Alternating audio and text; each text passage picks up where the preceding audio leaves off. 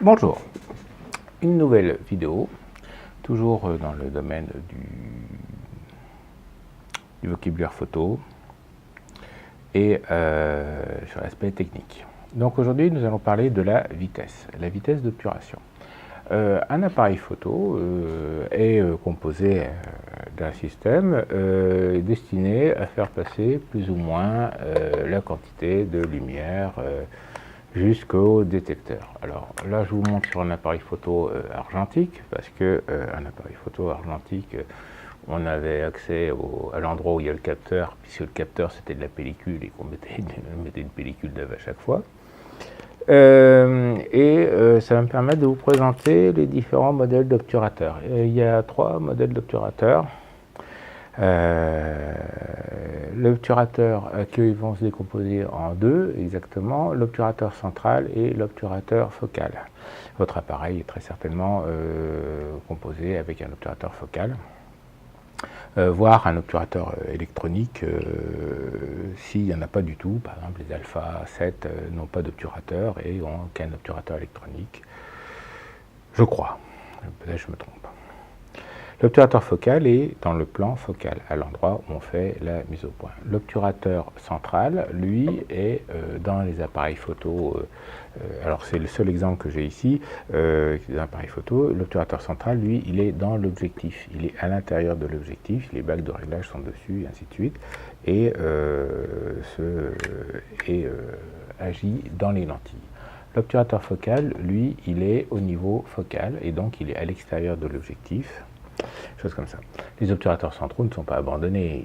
On trouve encore des appareils photo numériques moyen format avec un obturateur complémentaire, un obturateur dans l'objectif. En général, en plus d'un obturateur focal, parce que maintenant on commence à bien maîtriser les obturateurs focaux pour les grandes surfaces. Mais voilà. Donc, et dans les obturateurs focaux, il y a 2 types. Il y a ce premier type qui est un obturateur à défilement horizontal. Alors, je vais essayer de faire la mise au point. Alors c'est pas facile parce que j'ai pas mis mon câble de mise au point au bon endroit, mais voilà, avec le reflet, voilà. Et quand on va réarmer, vous allez voir les rideaux qui se déplacent horizontalement. Voilà. Tac, voilà.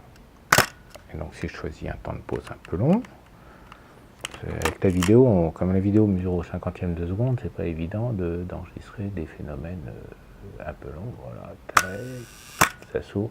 Donc ça s'ouvre et ça se déplace vers la droite. Voilà. Si on prend un appareil photo, un autre appareil photo, qui lui va avoir un obturateur focal, toujours focal, mais qui va être lui à déplacement vertical. Donc je vérifie, oui c'est bon, j'ai le temps de pause. Et là, je ne sais pas si on va bien le voir, ça ne va pas être évident. Voilà. Donc là, on voit les rideaux qui se déplacent verticalement. Voilà. Verticalement. Tac. Et ils se déplacent de haut en bas. Verticalement, de haut en bas. Pof, pof. Ça, ce sont les obturateurs focaux. Et l'obturateur central, lui, il est dans l'objectif. Et alors, ça ne va pas être évident à vous faire visualiser parce qu'il faut voir au travers de l'objectif.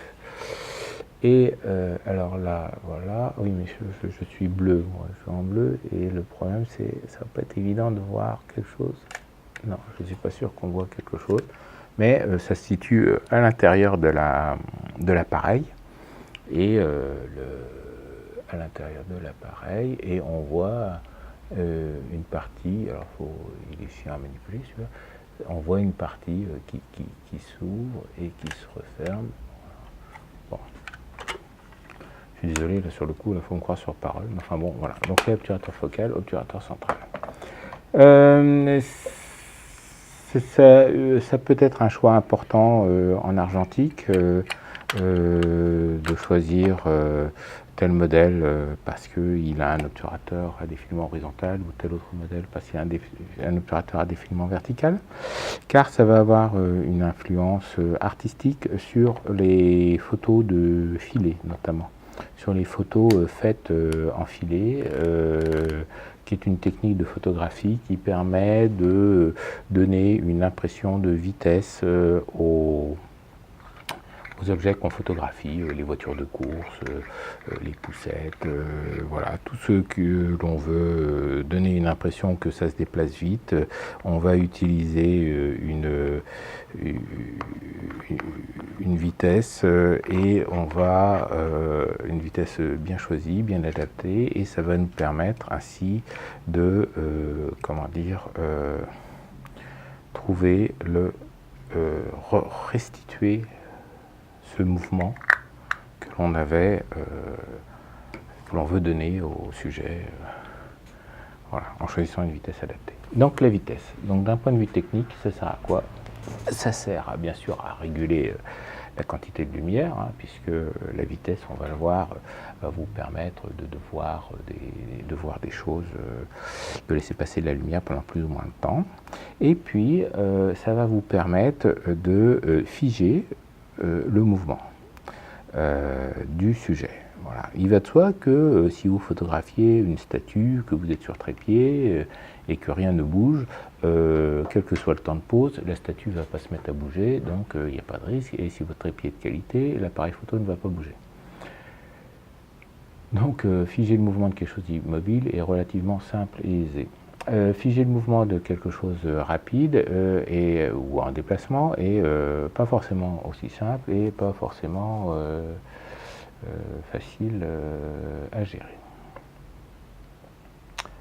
Une fois de plus, dans les systèmes de vitesse, on retrouve des fractions. Alors les fractions sont pas vraiment explicites.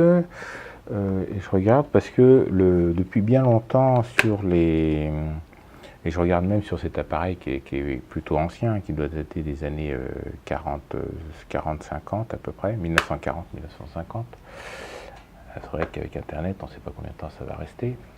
Peut-être que vous êtes en 2232 et que vous rigolez bien, dire « Ah, c'était comme ça la photo autrefois ». Voilà.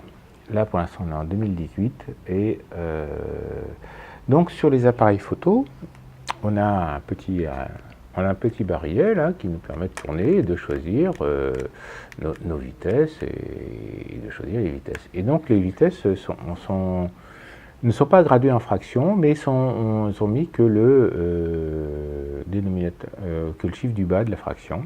Donc voilà.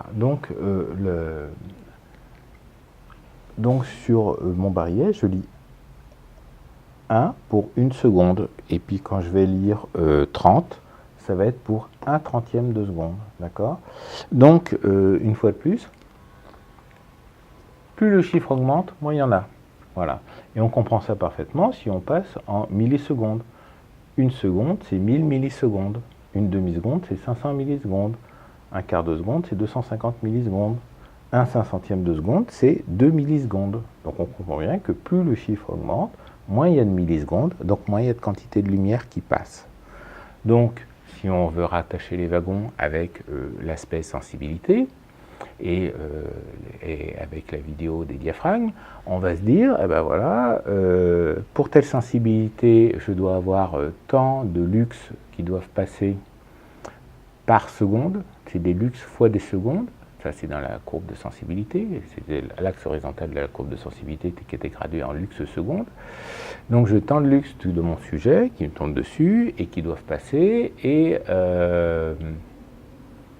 mon diaphragme va me réduire une quantité d'énergie et puis une quantité de cette lumière.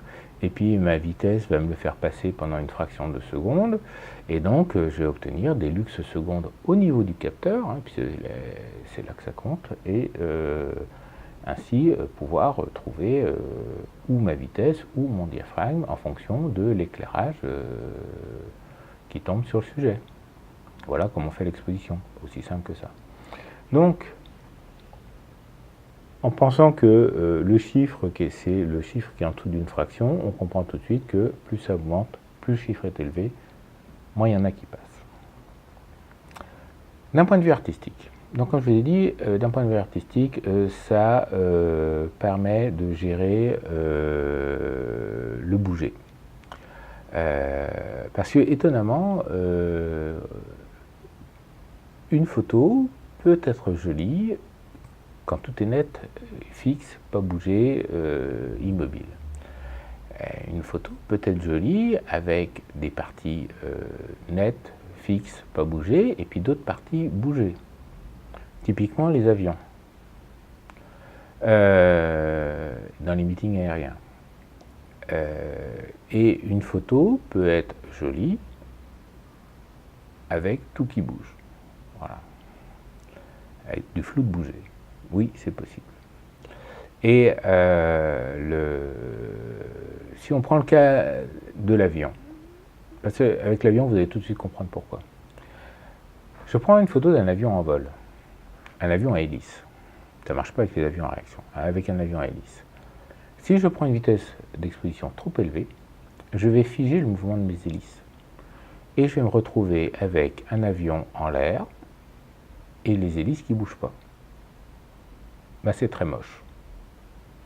La photo va être parfaite, va être nette partout, on va pouvoir zoomer, si l'optique est bonne, on va pouvoir compter les rivets, trucs comme ça, mais votre photo elle est à chier parce que ben, les hélices sont figées et ça va pas.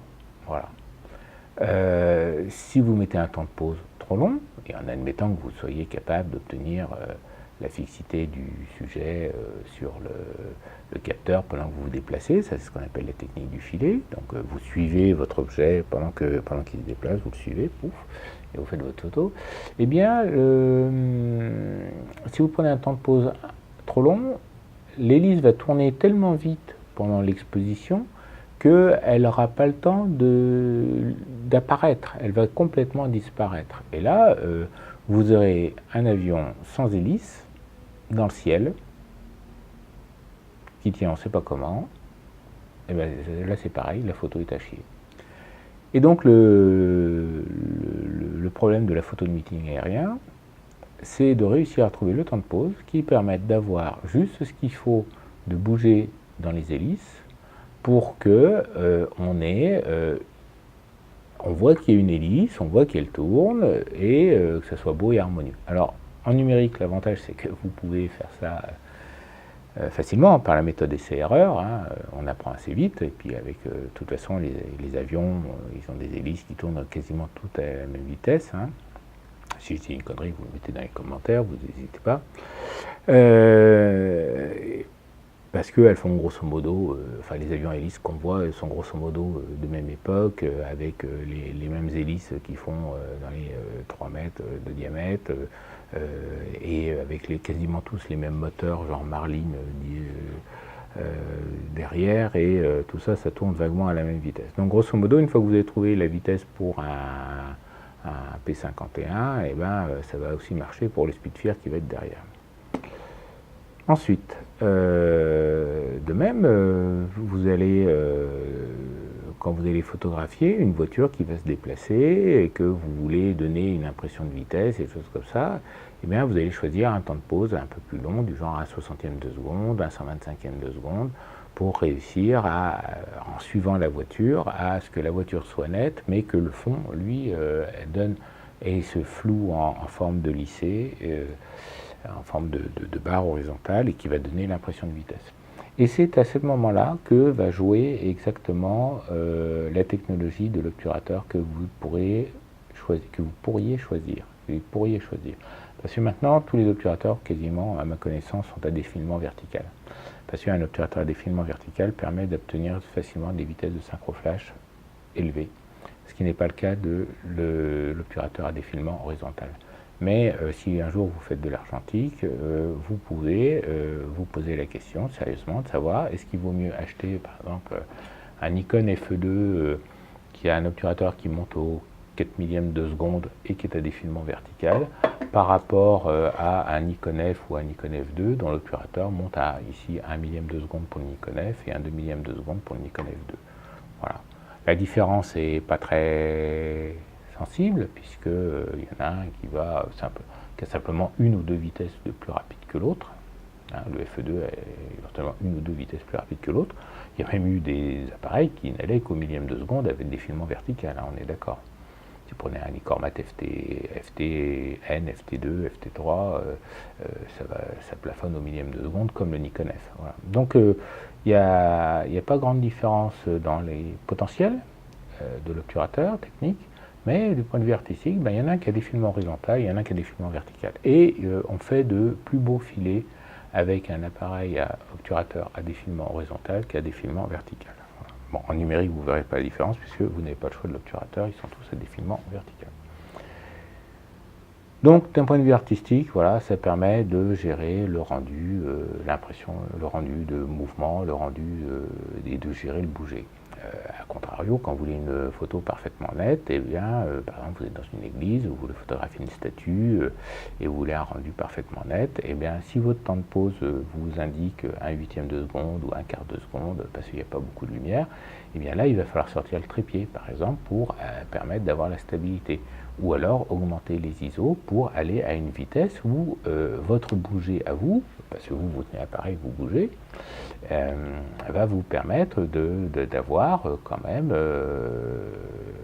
un figé. Alors là, la vitesse d'obturation à utiliser va être fonction de la focale que vous utilisez.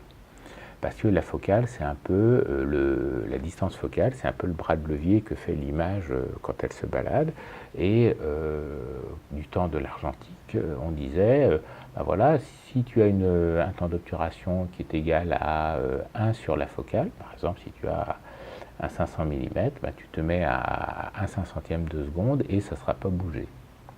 Ça, c'était du temps de l'argentique. Avec le numérique, la donne a un peu changé parce qu'on a de plus en plus de pixels, donc c'est de plus en plus fin et donc c'est de plus en plus sensible à ça.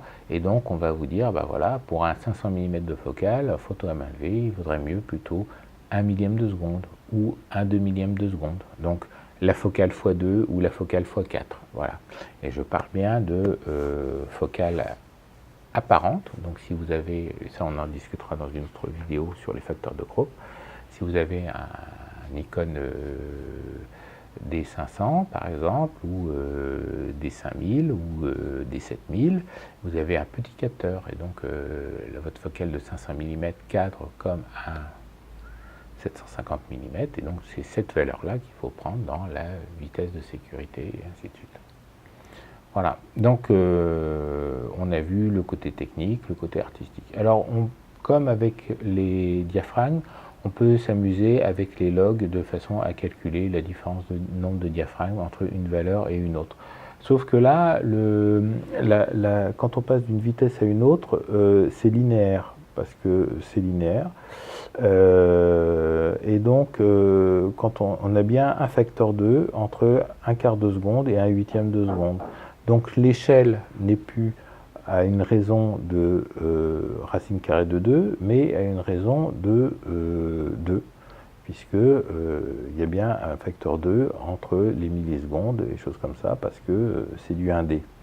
Et donc, du coup, on va utiliser le log népérien de la vitesse 1 divisé par le log népérien de 2, et moins le log népérien de la vitesse 2 divisé par le log népérien de 2, et ça va nous donner la différence de diaph. Alors par exemple, si on fait 1/800e de seconde, hein, et ça marche avec la fraction, hein, parce que ça marche avec la fraction, ça marche avec les millisecondes, ça marche avec tout. Donc, si on prend 1/800e de seconde et qu'on veut connaître le nombre de diaph par rapport à 1/8e de seconde, eh bien, on va faire le calcul, vous pouvez le faire, et vous allez tomber sur 10 diaph. Et effectivement, si on va de 1/8e de seconde, qui est là, à 1/8 millième de seconde, c'est 1/8 millième de seconde, j'ai mal recopié mon truc.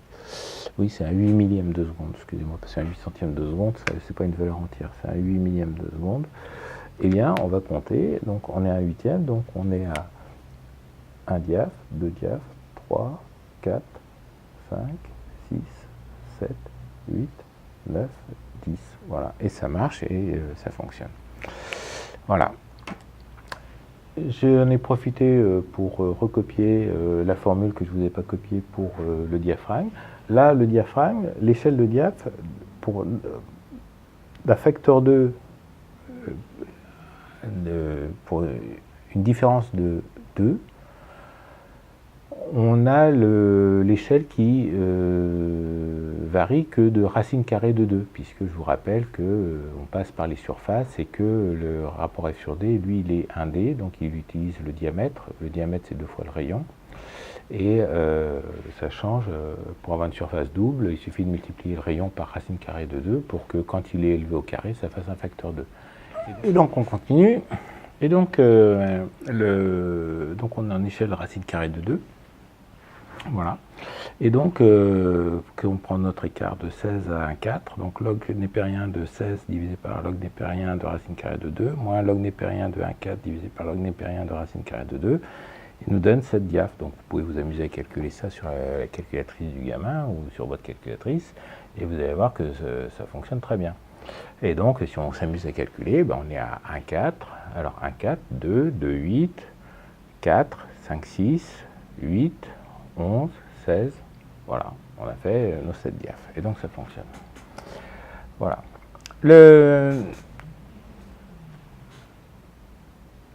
L'obturateur focal, quelle est la différence entre un obturateur central et un obturateur focal? Et pourquoi est-ce que c'est intéressant dans certains cas d'avoir un obturateur focal et dans certains autres cas d'avoir un obturateur central? Très rares sont les systèmes qui permettent d'utiliser les deux, parce que un obturateur ça coûte cher et on ne va pas vous vendre ça gratuitement. À ma connaissance, le choix d'avoir les deux obturateurs dans un même appareil photo, ça n'a existé que quelques rares fois, chez Hasselblad avec la série 2000 et la série 200, 205, 203, 201, et ça a existé dans la série Hasselblad H, qui propose des objectifs à obturateur central en plus de l'obturateur focal qui est dans le boîtier. Et à ma connaissance, c'est à peu près tout. Et puis bien sûr, il y a la speed graphique, la Graflex, qui est une chambre 4.5. L'obturateur central, il est placé au centre des lentilles, au niveau du diaphragme, il est placé en pupille, et ce sont des lames qui s'écartent, qui s'ouvrent complètement et qui se referment après le temps de pause. L'obturateur focal, on a vu, ce sont des rideaux qui se déplacent, alors qui se déplacent horizontalement. Alors le principe, c'est le premier rideau départ, part, et puis fait le temps d'exposition et se pose, et se referme. Et là où ça commence à être intéressant, hormis ce problème de filet, ça va être au niveau de la photographie au flash. La photographie au flash, le flash c'est un accessoire qui est des fois intégré dans l'appareil photo ou un accessoire supplémentaire qu'on fixe sur le dessus, par exemple, ou un accessoire beaucoup plus cher qui est sur un trépied avec un câble de synchronisation, et dont le but est d'amener de la lumière quand on n'a pas assez de lumière et d'éclairer la scène à la place de la lumière ambiante. L'obturateur, le flash va émettre, pour pouvoir émettre suffisamment de lumière, il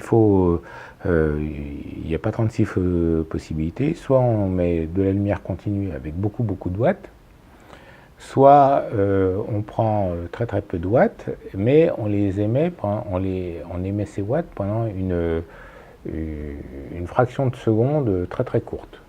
Et donc, par exemple, un flash électronique, lui, va émettre très peu de watts, mais pendant un 500e de seconde, un 300e de seconde, quand il va être en pleine puissance. Et donc, du coup, ça va amener suffisamment de joules, puisque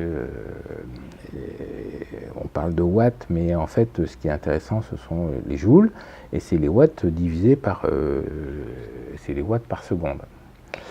C'est des watts multipliés par des secondes, divisés par des secondes. Et donc, et ce sont les joules qui donnent le travail efficace, pas les watts. Si vous avez une ampoule de 100 watts, si vous livrez 100 watts dans un système pendant 24 heures, c'est pas la même chose que de livrer 100 watts pendant 24 heures, mais 100 watts toutes les secondes, par exemple. Vous voyez, si vous mettez 100 watts en 24 heures, bah, vous mettez très peu d'énergie dans votre système et ça ne bouge pas. Par contre, si vous mettez 100 watts par seconde et que vous regardez ce qui se passe au bout de 24 heures, bah, vous avez mis beaucoup plus de watts. Le flash, c'est pareil. Et donc le principe du flash, c'est on va charger un condensateur, donc on va mettre des watts électriques dans un condensateur, et puis on va envoyer ça dans un tube éclair, et ça va faire une décharge électrique dans un gaz qui va émettre de la lumière, et il va émettre de la lumière pendant très peu de temps. Et moins il met de temps pour émettre sa lumière, plus il va avoir de puissance. Les flashs que l'on a ont grosso modo un temps de 1/3 centième de seconde pleine puissance. Et c'est intéressant à garder cette valeur en tête. Et étonnamment, c'est quelque chose qui a très peu varié depuis l'invention du flash électronique il y a 40 ans, quoi, grosso modo.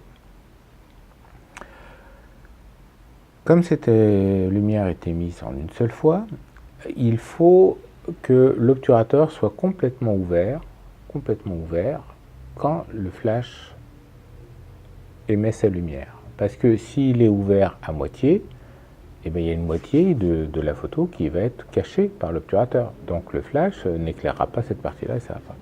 Et donc ça donne ce qu'on appelle la vitesse de synchroflash.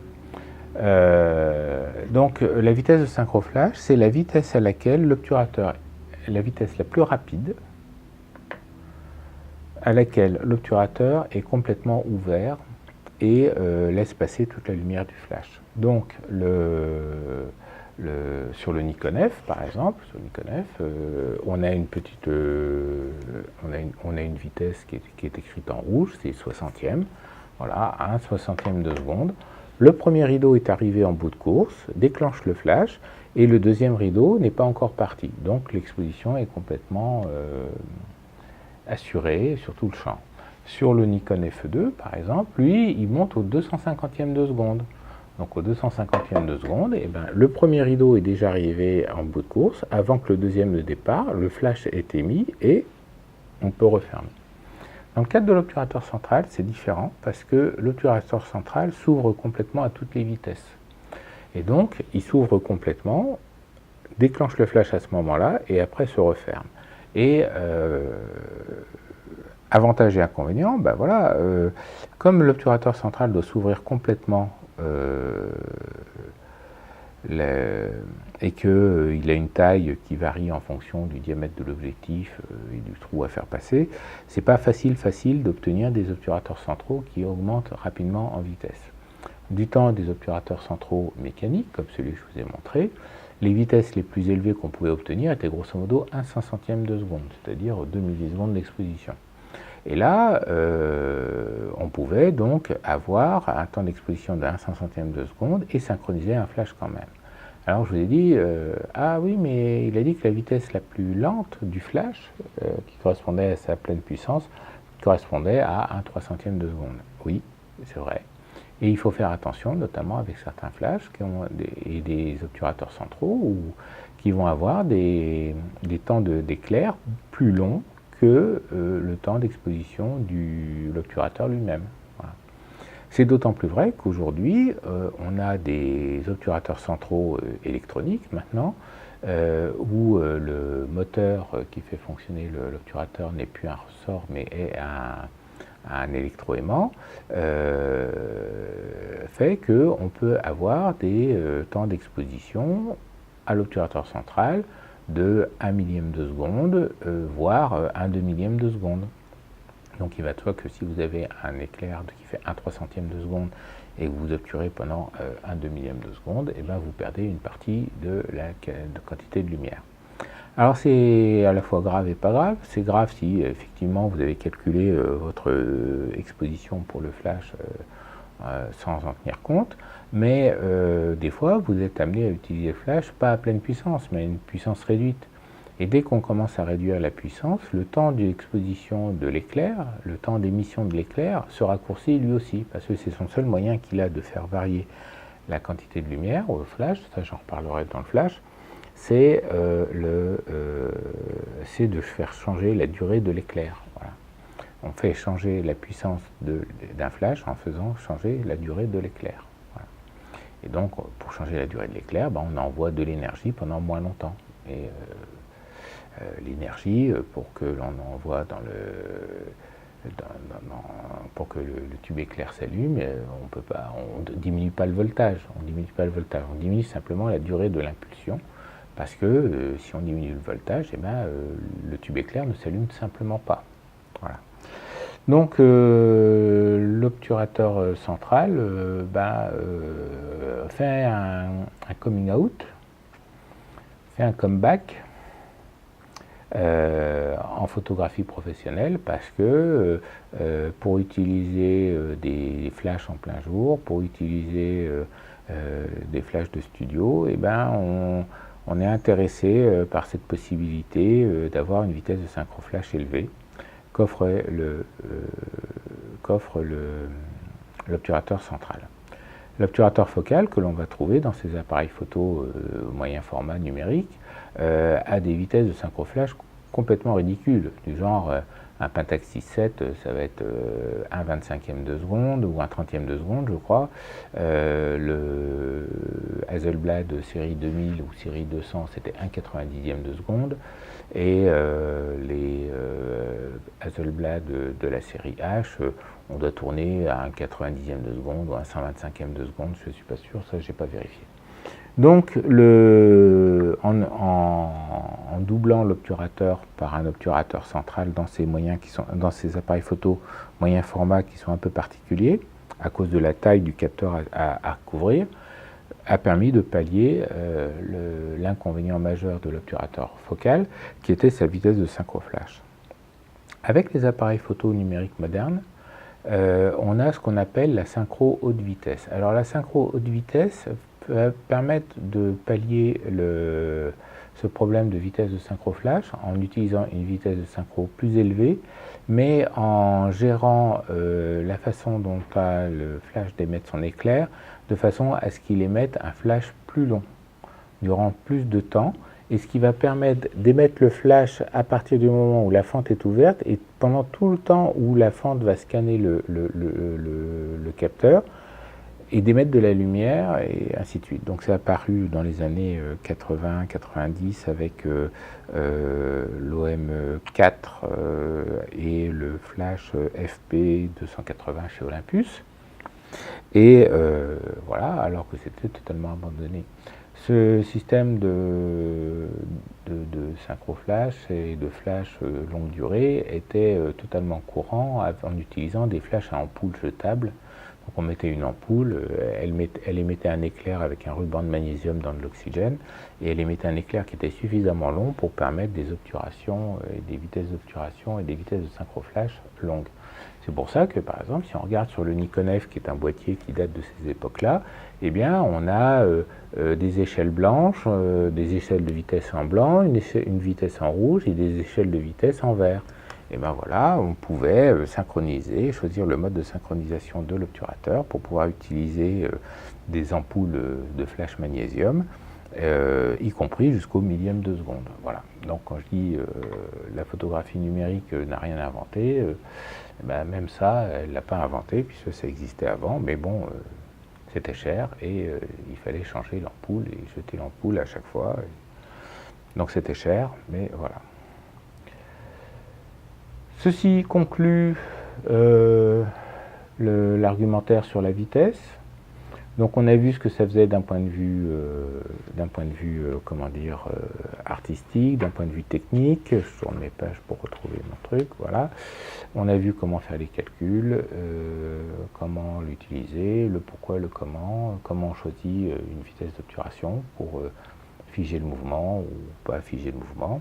Alors pour faire des exercices, vous allez voir dans votre village, il y a bien une fontaine qui se balade quelque part avec des jets d'eau, ou vous allez au cimetière, il y a bien un robinet pour remplir les arrosoirs, et vous allez essayer de trouver les vitesses qui vont vous permettre d'obtenir un joli filet harmonieux, ou au contraire de figer les gouttes en plein air, et puis en plein air, en plein déplacement, et voir ainsi la différence. Voilà comment votre endroit pour faire vos gammes va vous permettre de vérifier ça. Donc dans les cimetières, il y a toujours un robinet pour remplir les arrosoirs. Et en général, dans toutes les villes, il y a au moins une fontaine, ou devant la mairie, ou devant la préfecture, ou devant, je ne sais pas trop quoi, sur la place piétonne, ou comme ça, une petite fontaine qui pisse de l'eau, avec des jets d'eau, des choses comme ça. Et vous allez vous apercevoir que on commence à avoir du flou de bouger avec des vitesses quand même relativement élevées, par exemple genre un 60e, un 125e de seconde pour une fontaine, on est encore dans le domaine du bouger. Voilà. Comme d'habitude, je vous suggère de vous abonner pour pouvoir voir les autres vidéos qui arriveront quand je les aurai tournés, ce qui n'est pas le cas pour l'instant. Et puis, mettez un pouce bleu si ce que vous avez vu vous a plu, si vous avez appris quelque chose, si vous avez compris quelque chose. Mettez un pouce rouge si vous n'aimez pas, et puis voilà. En fait, ça ne change rien, je crois, les pouces rouges. Au contraire, il se dit, tiens, oula, il dit des choses, ils vont aller voir, et puis on va s'apercevoir que c'est bien, et du coup, c'est mieux pour le référencement. En attendant, pensez éco, essayez, comprendre, optimiser. Et puis à la prochaine pour une autre vidéo. Merci, au revoir.